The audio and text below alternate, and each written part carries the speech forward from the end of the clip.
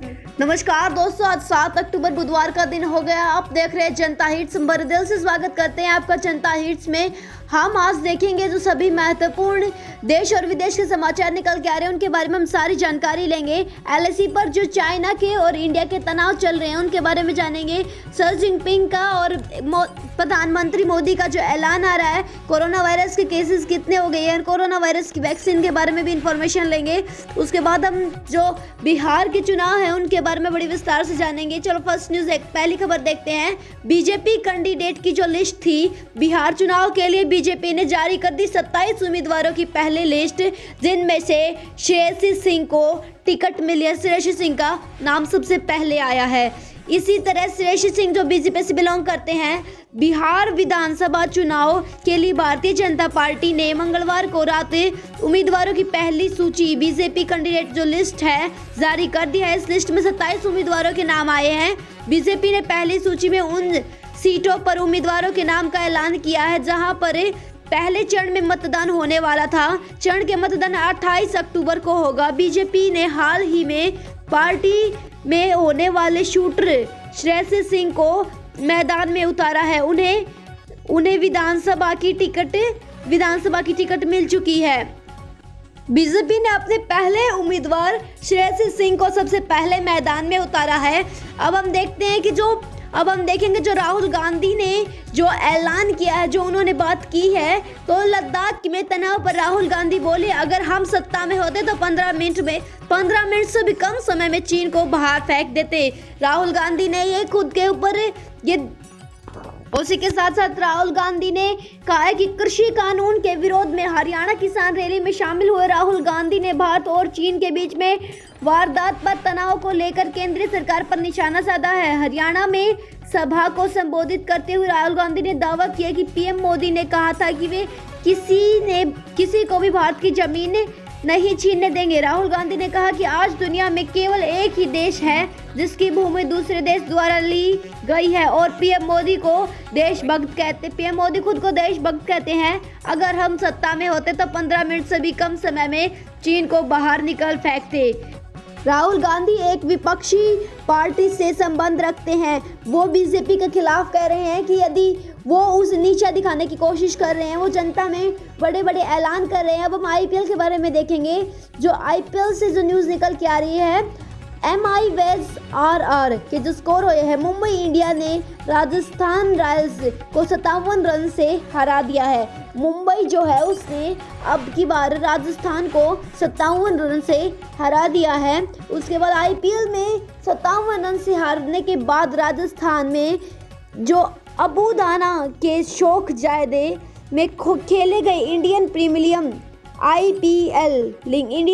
League IPL 2020 के 20वें match में मंगलवार को मुंबई इंडियंस ने राजस्थान रॉयल्स को 57 रन से हरा दिया गया। जीत के लिए 194 रन लक्ष्य पीछा करने उतरी राजस्थान की टीम 18.1 ओवर में 136 रनों पर सिमट गई। राजस्थान के लिए जोस बटलर ने 44 गेंदों में 4 चौके और 5 छक्कों की मदद से 70 रन की बेहद अहम पारी खेली। इसके अलावा अगर जॉर्ज आर्च की बात करें तो 11 गेंदों में 24 रन को छोड़ दिया गया, तो कोई भी बल्लेबाज मुंबई की तेज गेंदबाजी का आक्रमण नहीं कर सका, कोई भी उनके आगे नहीं टिक सका।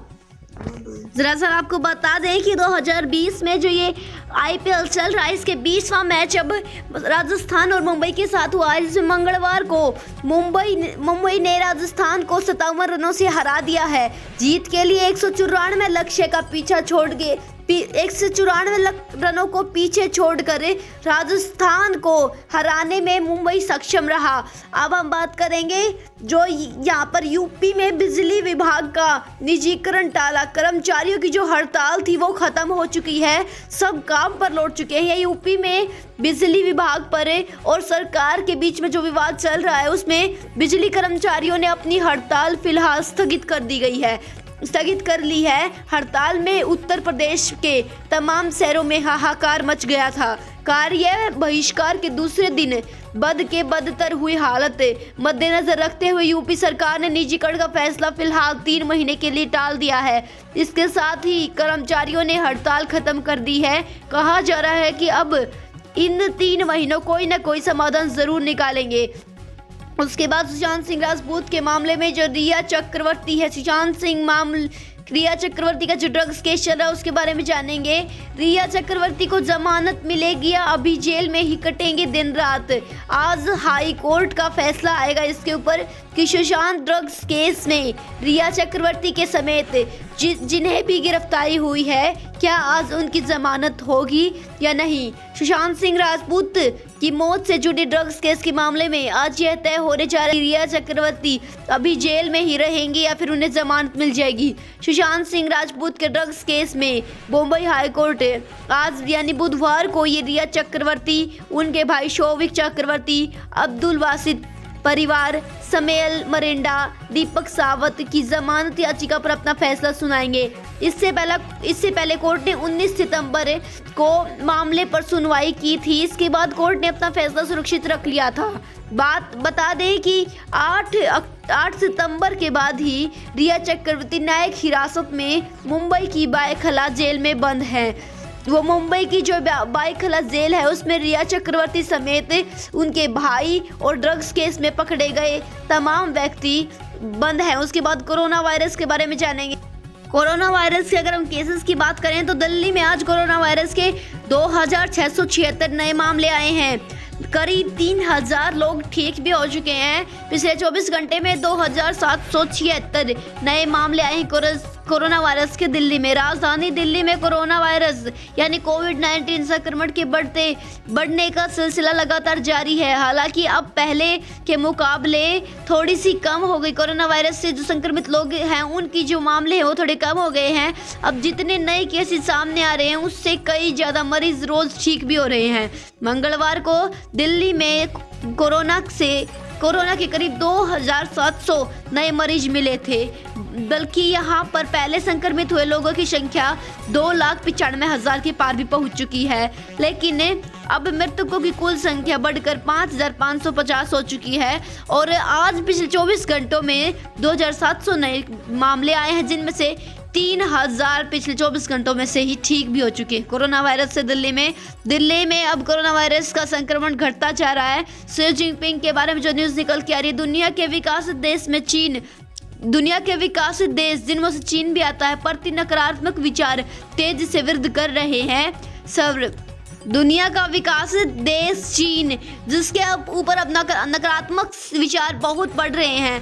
प्यू रिसर्च सेंटर में एक नए सर्वेक्षण के अनुसार दुनिया के कई विकसित देश, विशेष रूप से ऑस्ट्रेलिया और ब्रिटेन में चीन के प्रति नकारात्मक धारणाएं तेजी से बढ़ रही हैं। यह सर्वे मंगलवार को उसी समय सामने आया जब चीन अपने पड़ोसी सहित दुनिया भर के कई देशों के साथ व्यापारिक और राजनीतिक विवादों में लिप्त है।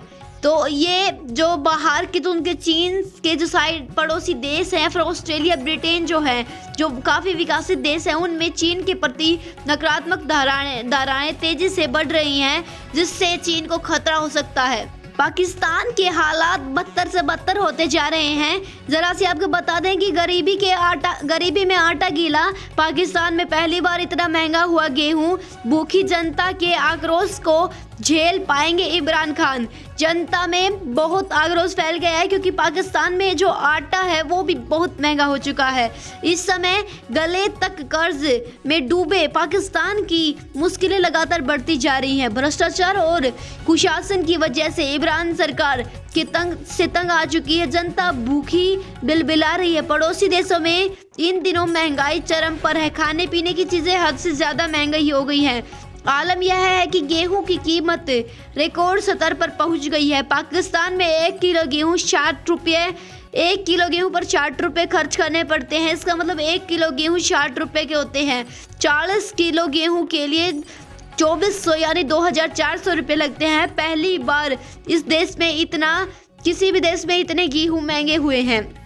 उम्मीद करते हैं इस वीडियो में आपको पूरी जानकारी मिल गई होगी। यदि आपको ऐसी वीडियो चाहिए तो हमारे चैनल को सब्सक्राइब कर ले, लाइक कर ले और सभी को इसका फ़ायदा मिल सके इसे शेयर कर दे। धन्यवाद।